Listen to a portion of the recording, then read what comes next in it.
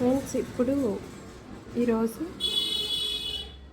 మామిడికాయతోటి ఇంకొక వెరైటీ చూపిద్దాం అనుకొని వచ్చాను.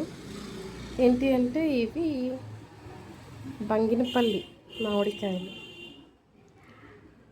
సో బంగినపల్లి కొబ్బరి మామిడికాయలు అంటూ ఉంటాం కదా.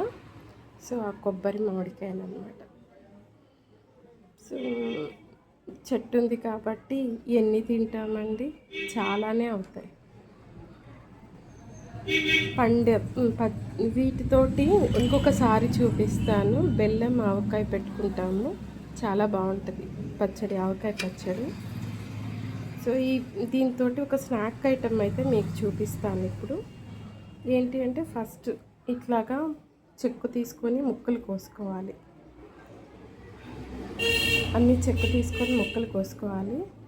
ఇదిగోండి, వీటిని కూడా నేను వేస్ట్ పోనివ్వను. వీటితోటి ఇంకొకసారి చెప్తాను వీటిని నేను ఏం చేస్తాను అనేది.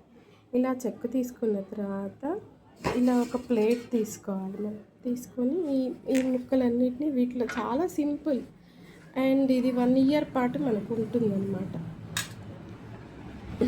1 ఇయర్ లోపల అయిపోతే అది నాకు సంబంధం లేదు. ఎందుకంటే నేను ఇంతకుముందు ఆల్రెడీ సమ్మర్ బిగిన్ అయినప్పుడే నేను ముందు చేసి పెట్టుకున్నాను. అవి అయిపోయాయి. మళ్ళీ పెట్టుకుందాము, మళ్ళీ కాయలు అయిపోతున్నాయి కదా అని చెప్పేసి పెడుతూ మీతోటి షేర్ చేసుకుందాము, ఆ స్నాక్ గురించి చెప్దామని చెప్పేసి వీడియో తీసి పెడుతున్నాను. సో దీనిలో జస్ట్ ఒక 2-3 టేబుల్ స్పూన్స్ పంచదార కలిపేసాను. మీరు ఎలా చూసి ఉంటారు, పచ్చి మామిడికాయలు, కొబ్బరి మామిడి ముక్కల్ని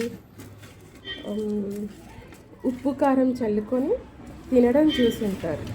కానీ ఎప్పుడైనా ఇలాగా షుగర్ కలిపేసిన, అలాగా స్వీట్ ఇష్టపడే వాళ్ళు, స్వీట్గా తినాలి అనుకున్న వాళ్ళు, ఎప్పుడైనా స్నాక్ లాగా తినాలి ఈవినింగ్స్ అప్పుడు అనుకున్నప్పుడు ఏం చేయాలి అంటే ఒక 2-3 స్పూన్లు, ఎక్కువ పంచదార ఏం పట్టదు, ఆల్రెడీ స్వీట్ ఉంటుంది కాబట్టి. ఇలా పెట్టేసి వీటిని ఒక రోజంతా ఎండలో పెట్టేస్తాను, బాగా ఎండిపోతాయి. అప్పుడు మనకి రెడీ అవుతుంది. ఎండిన తర్వాత మీకు ముక్కలు చూపిస్తాను. అవి చాలా టేస్టీగా ఉంటాయి, స్వీట్గా, పుల్లగా, తీయగా చాలా బాగుంటాయి.